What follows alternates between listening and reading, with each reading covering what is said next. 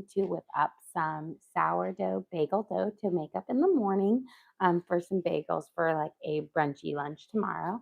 We're going to bake up a batch of Aunt Aggie's, and we are going to shape up and add in some conclusions for three of our sourdough loaves. So we've got a big batch of our dough. We'll divide it up, shape it, laminate it, add in some deliciousness. So let's start by making our sourdough bagels. That what we're going to do with them is I make up the dough. I'll let it sit here. We'll do a couple. We'll knead and do our stretch and folds, knead it, and then I just sit it on the counter and it sits overnight. And then in the morning, I will shape them up into little bagels, and then I'll let them rise again, and then we'll boil and bake. So we're going to start out with our recipe with 150 grams of active sourdough starter. Now, it doesn't have to be like super active. It just needs to be fed within the last like 12 hours. So I fed mine earlier today since I made the bread and I have a good amount. So I want 150 grams. So you want it nice and kind of bubbly. I'm going to steal a little bit from Jacques, and then we'll steal a little bit from Gus Gus on there since I used a little from both. I like to not drain each one of my starters too much, but I want 150 grams. Add in a little bit of Gus Gus.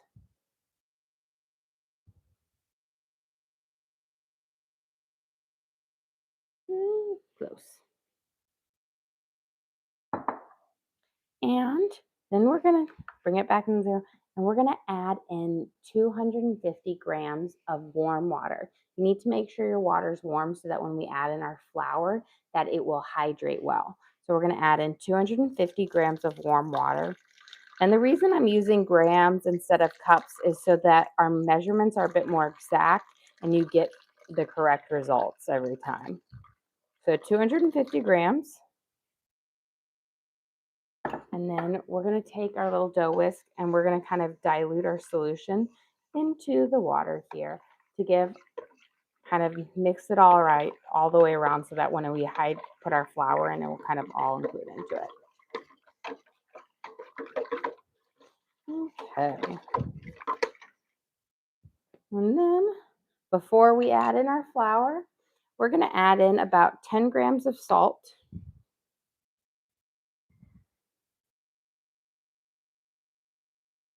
Little pinch more.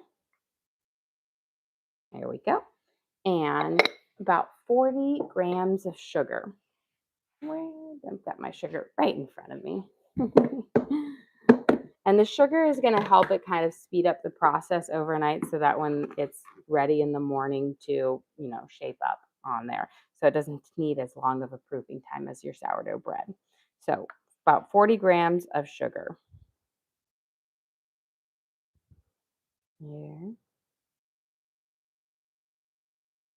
There we go. Give us a good mix. And then the last ingredient we need is 500 grams of bread flour. So I'm going to mix this up. And this is our basis for this. And then we'll bring it back to zero and 500 grams of bread flour. Then we'll kind of mix it in. Now this dough isn't quite as sticky as like a regular sourdough bread. It's not quite as high of a hydration as it. So you don't have to kind of worry about that in there.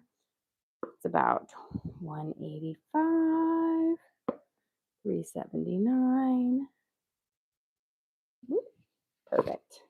Right around 500. So let me slide this over here. We're done with our scale. I'm going to use my dough whisk to kind of mix this up. And again, the reason why we used our warm water is so that this flour will incorporate into our dough or into our base a lot better than if you used cold water.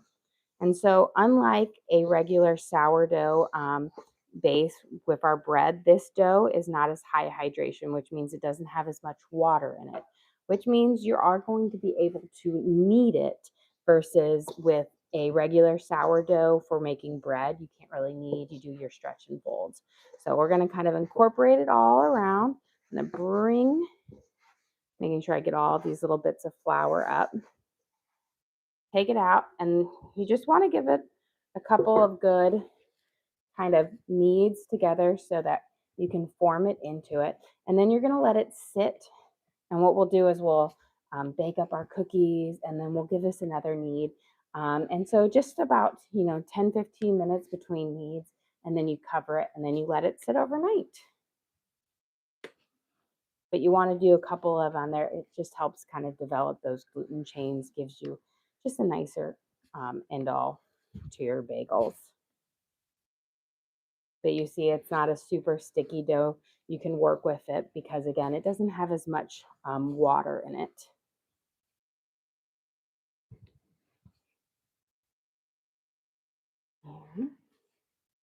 And now I'm just going to pop it in our bowl. We'll let that flour in there hydrate. I'm going to give my hands a quick rinse. And then we're going to we'll get our cookies baking up. And we'll get our sourdough shaped up. We're going to do an Italian and herbs and cheese loaf. We're going to do kind of a breakfast loaf, which is going to have lots of different nuts, some seeds, and different dried fruits in it. And then, of course, our traditional. But for now, we're going to bake up our Aunt Aggie's, which are cookies that I always have in the freezer. I'm going through my last of my ones that I prepped up during the Christmas season. But my kids absolutely love these. I kind of cover them up with press and seal, and then I unwrap them. So this is, as you can tell, frozen solid. And they're a slice and bake cookie.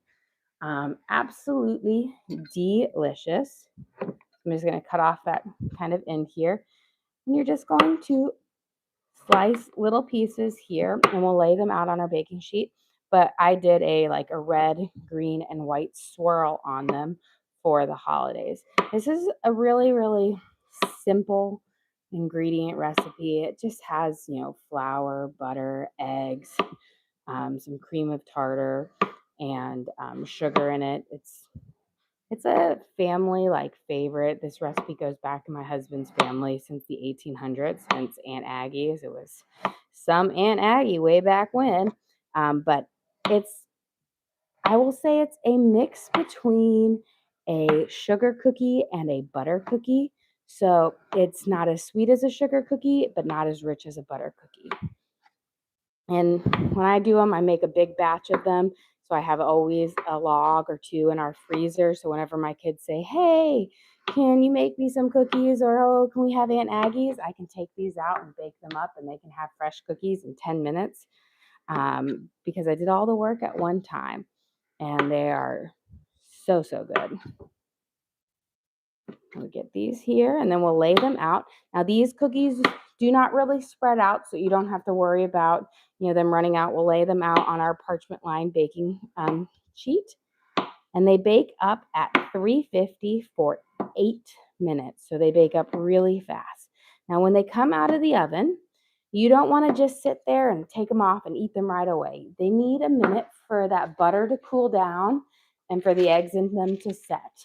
But about 5 to 10 minutes after they're baked, that's, as my kids say, that is the Goldilocks zone where they are absolutely perfect for eating. You have a question. Where can they find the recipe for those? So I do have, this is I believe, a freebie recipe card that I made available for everybody.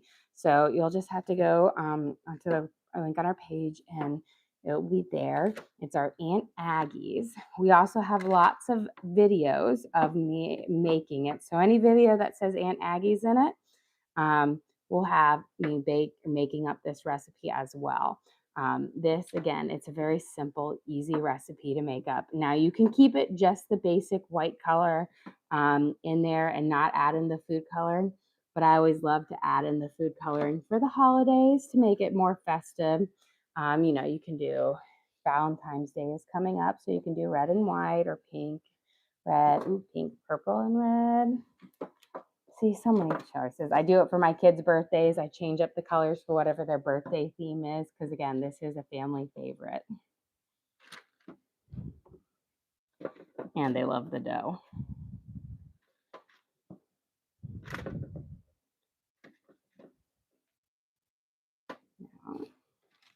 Just trying to squeeze in the last few because I have about 2 on here.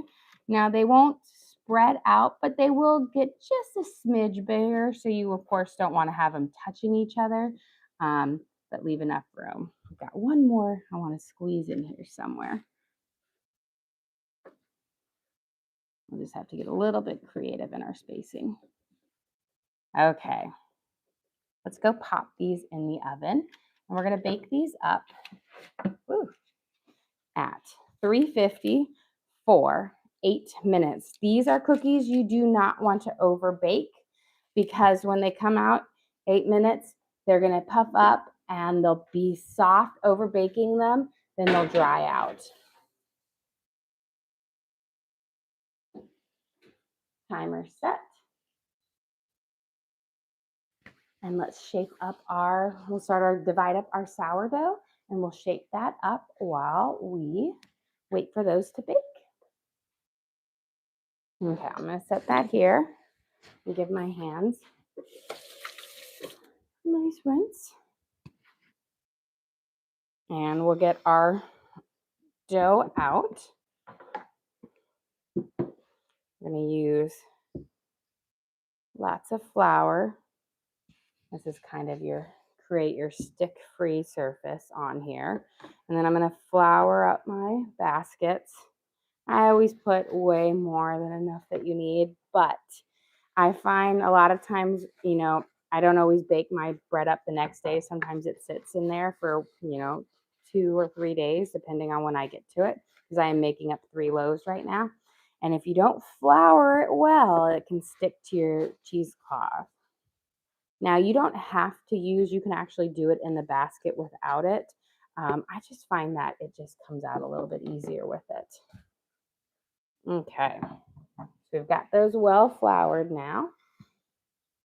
And we're going to flip this guy out onto our surface.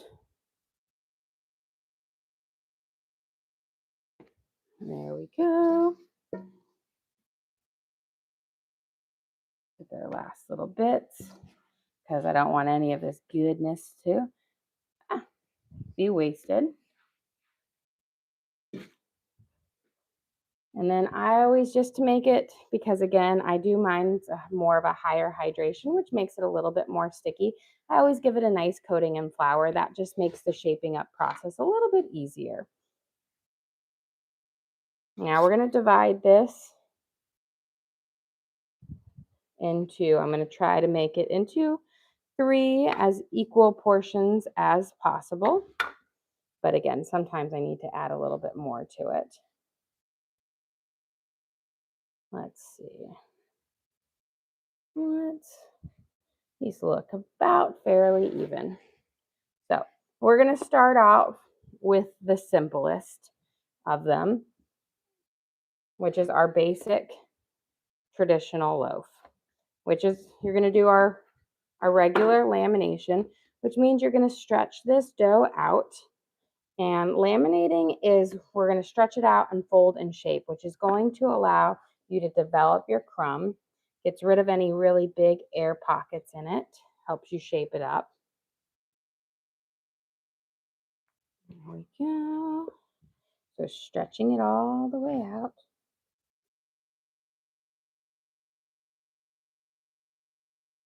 There we go.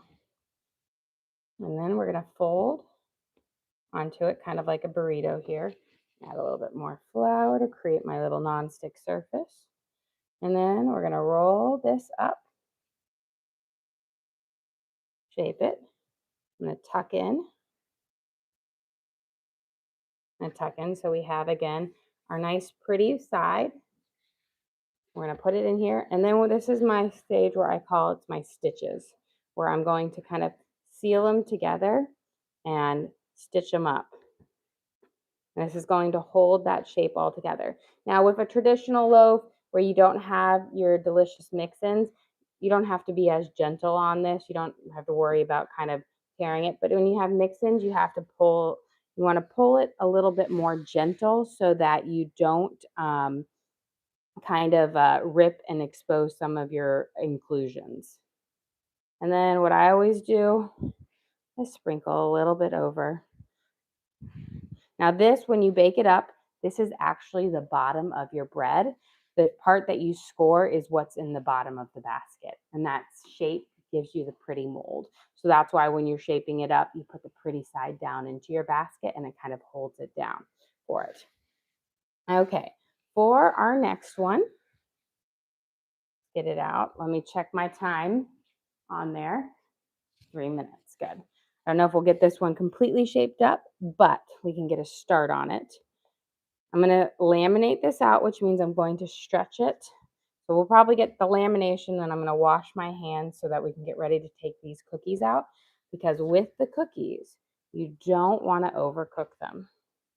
So I'm gonna stretch this one out, and this one we're gonna do our Italian herbs and cheese, which means I'm gonna grate some Italian cheese, add in some garlic salt and Italian spices, and we're gonna put that throughout, and then we'll wrap it up and shape it. Stretch this. I'm being very gentle because I don't want to rip it, but I want to try to get it as thin as I can so I can have as many of those layers in here as possible. Okay.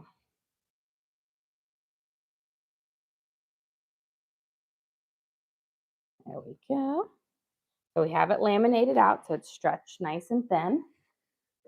I'm going to wash my hands. And we can actually start adding our spices on here and start grating our cheese. That way we can stop mid through, but I'll move this out of the way so when we come in with our cookies, we have a nice spot for it.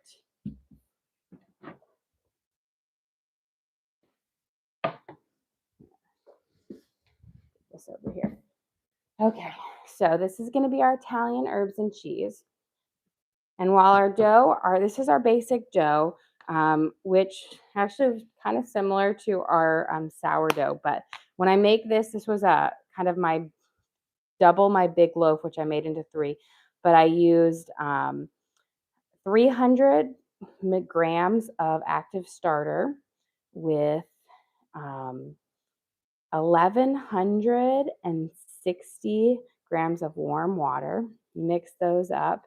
And you're going to add in 3 tablespoons of salt and 1,500 grams of flour, of bread flour. So it's a big recipe. So it makes a lot of bread. But I got my Italian seasoning here. I'm spreading it all the way around because it's going to add a lot of flavor. Coat it here. And then we're going to do some garlic salt. We're going to keep it light, not too heavy, but we're going to sprinkle it around. This is going to add a really nice flavor. And then the cheese that I'm going to use for this is an Italian style cheese that is kind of similar to Asiago and Parmesan. And we're going to grate this over it, and then we'll kind of fold in. We're going to add some more spices and more salt, and then we'll laminate it up. And so you'll have this nice, like, think of your Italian herbs and cheese, like the bagel, but you'll have this nice bits of cheese in it. Now, this cheese is not as firm as a Parmesan. It's a little bit softer, but it has those great flavors in it.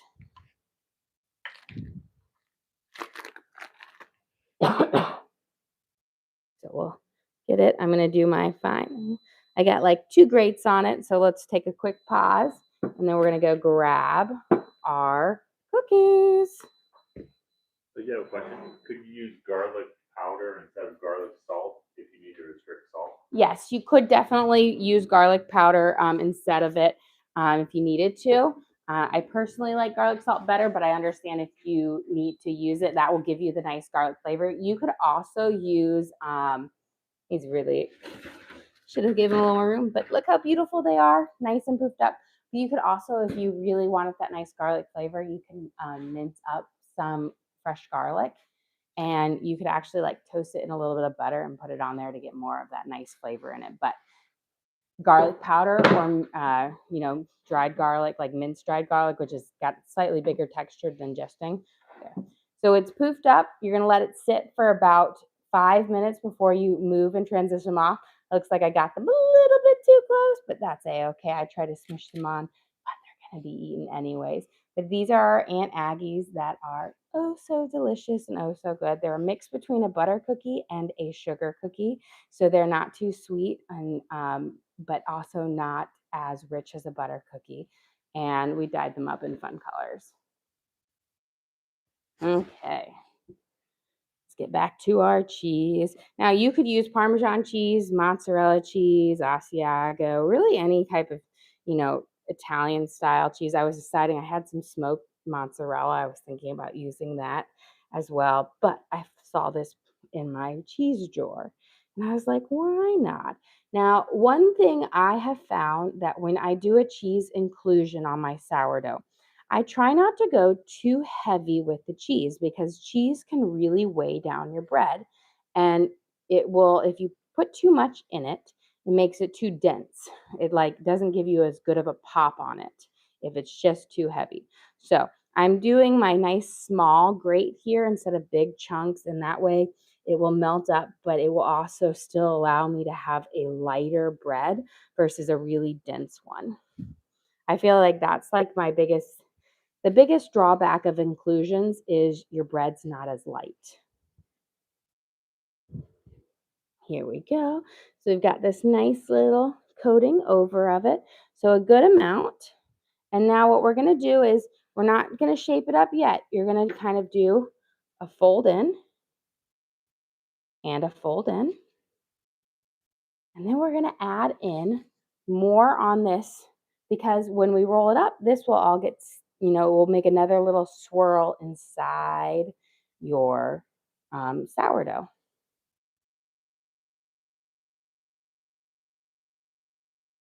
There we go. Let's do garlic salt first. Really light.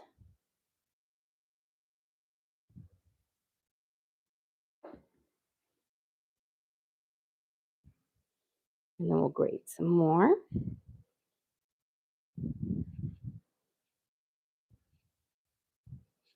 On here. Okay. Looking good. That should be good. Again, I try not to go too heavy on it because I love the cheese, but I don't want it to weigh it down too much. And now I'm just going to carefully roll it up. Got it here.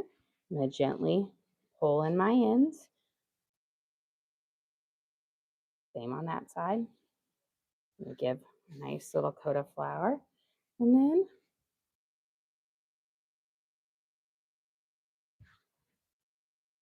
I'm going to actually see any of these little drippings around there. I'm going to pick it up so it kind of sticks on the outside of it so we have some spices. There we go. Adds a little extra flavor.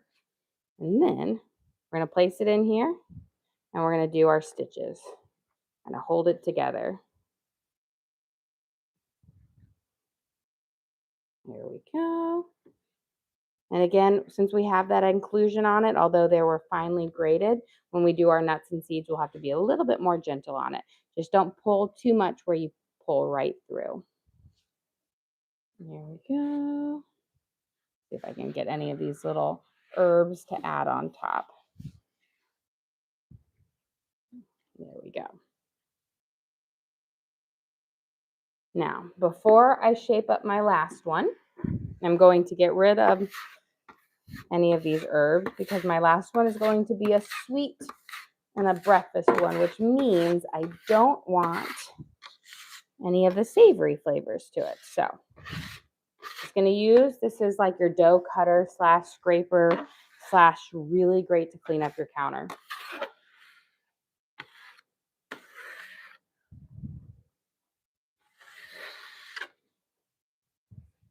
And I'm going to just give my hands a quick rinse, make sure I don't have any on here. And now with our last one, I'm going to grab some more flour because I want to make sure the flour is going to be your best friend, especially if if you're doing a higher hydration recipe where you use a little bit more water in it. for it. Now, there's also, I feel like out there, there's so many different types of sourdough recipes out there. I like a higher hydration, gives me a nicer, lighter one, but so many out there. You have a question? What'd you do for dinner? So for dinner, we actually ate at my parents' house. We ordered, we picked up Greek food for it. We spent kind of the whole evening there, watched some football, and then swam. My mom has this like therapy spa thing. So the pool was at like 95 degrees, and then we were in the hot tub forever. Didn't realize how long we were in there. And then I was like, ooh, it's way past everyone's bedtime. It's time to get home. Um, but that's kind of what we did for dinner tonight.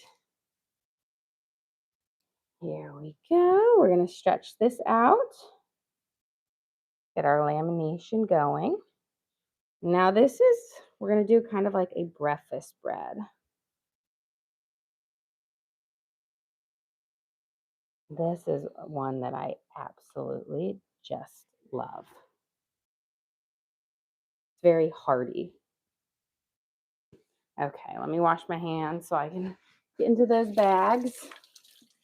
We're going to add in, we've got 3 types of dried fruits and then some nuts and seeds. So we're going to do some chopped pecans, sprinkle them all around.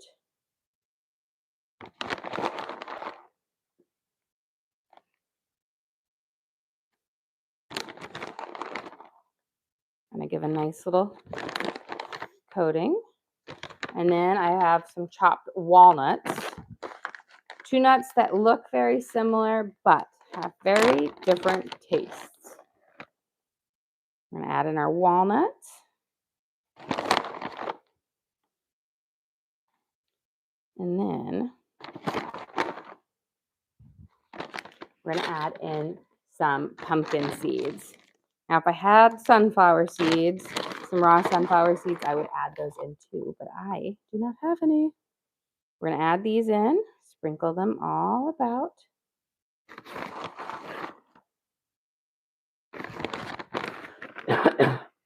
And then for our dried fruits, I've got some tart cherries.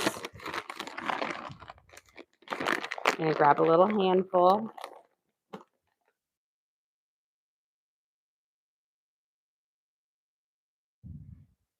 Put any of these little seeds that popped out. I'm trying to get them as spread out as evenly as possible and then break them up so that I don't have any big pieces like stuck together. And then we have some dried blueberries.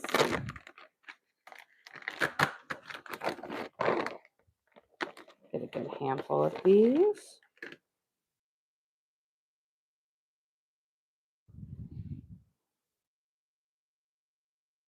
Spread it all the way through in here. So this is going to be our breakfast one. Right now we've got pecans, walnuts, pumpkin seeds, dried cherries, dried blueberries, and then we're going to finish it up with some dried craisins. So I picked kind of nice, sweet but tart dried fruit on there. No raisins because I'm not a raisin person, but you could put raisins in here. You could chop up apricots, dates, really any dried fruit that you have laying around your house would work well with this. And then, just like with our other ones, we're going to do our fold over. This is the one where you have to be a little bit more gentle and careful because these inclusions, as you can see, are a little bit more bumpy. A little sprinkle, just like with the other ones.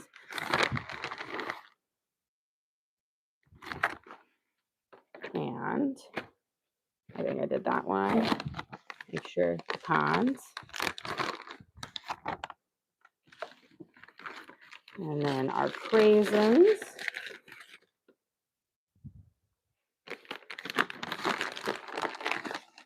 Blueberries. And a few cherries. I'm going to just break some of those up. Okay. And then I'm going to very gently roll this up. Being careful. You can see it gets to be a lot bigger. I'm going to try to carefully shape it in. pinch those. Now this is going to be a round one on here. Pull this side down. So we've got our nice pretty side here. Now because this is one of my favorite things to do with a seeded crust like this, so I'm going to leave it right there, is we've got in our basket here, I'm going to put pumpkin seeds. I'm going to put my nuts, none of the fruits, but this will give a slight kind of crust, a nuttier crust on it. And our nuts. So we have all of our nuts in here. Could you use candied fruit in this? You could, it would make it a lot sweeter, but yes, you could definitely use it. Without, I don't have it in there, so it's not a super sweet bread, which makes it a little bit more healthy on there, but yes, you could definitely use it and it would make it more sweet. I'm going to spread these out, try to get them as high up as possible, and then we're going to take our base, plop it right down in here, and then we're going to do our careful stitches and kind of pinch all of this together. Again, careful not to try to break that final outside layer because again, it's going to be a little bit more delicate. Hold it together, but those nuts and seeds will come on the top. So when you have it, you'll have this kind of a toasted nut and seed topping on it, which will be lovely. I don't ever put them on this part because when you're baking it up on your Dutch oven or whatnot, this is the bottom and you don't want your nuts and seeds on there because those will get more of a burnt flavor because they're on top of your Dutch oven. Okay, we'll sprinkle now. I'll just get this remaining flour here. Sprinkle a little bit on top. We've got our 3 loaves shaped up. We will cover these with a little plastic wrap, pop them in the fridge, and they can proof overnight. We've got our traditional loaf. This is our Italian herbs and cheese with that Italian cheese in it. And then our breakfast loaf with walnuts, pecans, pumpkin seeds, cherries, blueberries, and craisins. You want to go over the process of making? Yes. So for our main loaf, what we did is, so earlier today, I woke up this morning and I fed my starter on there, which we use there. And then you mix together, again, I made my big loaf. So I mixed together 300 grams of my active starter with 1,160 grams of warm water. Mix it up. I'm going to knead my dough over here for our bagels while we're waiting.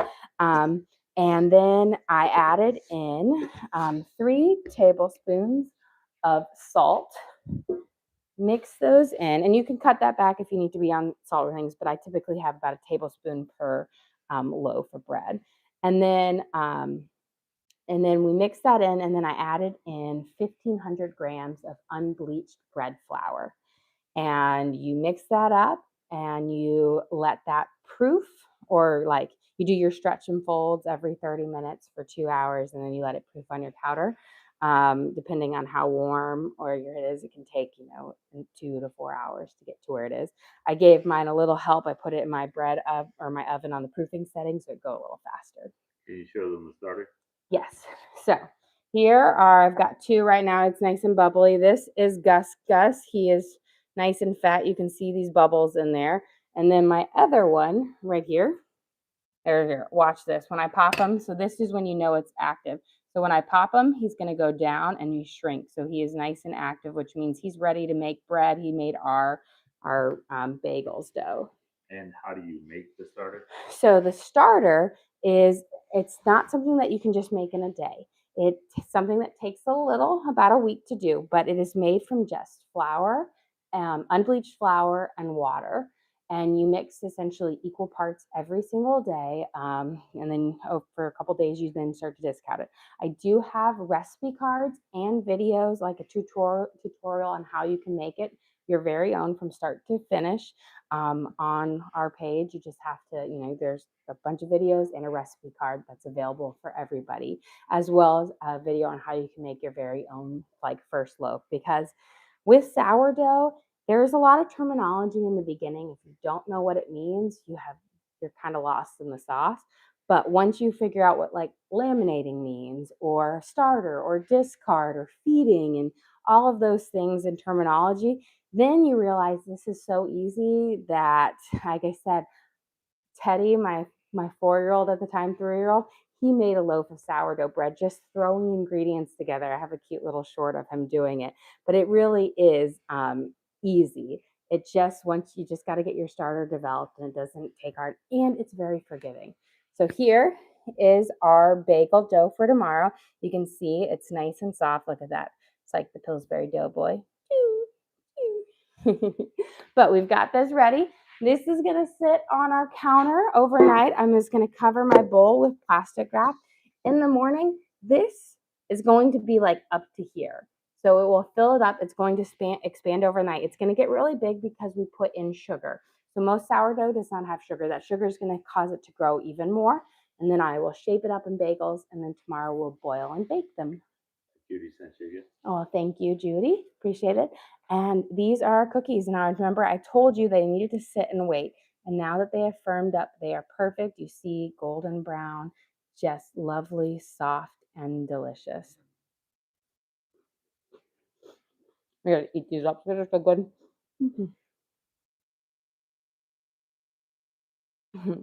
Well, guys, thank you so much for joining us here. Don't forget to like and subscribe. I try to do live cooking shows every single day. I'd like to show you what we're making for our family and hopefully teach you guys something along the way. Again, we do upload all of our videos to the link on our page. So if you ever want to recreate any of our recipes at home, you can just go to our page and search for what we made. So we've got our bagel dough and we prepped up our 3 sourdough loaves and our Aunt Aggie's, and you can always watch and cook along with me again. We also have a link to our Amazon storefront that has all of our different cooking gear and gadgets in it.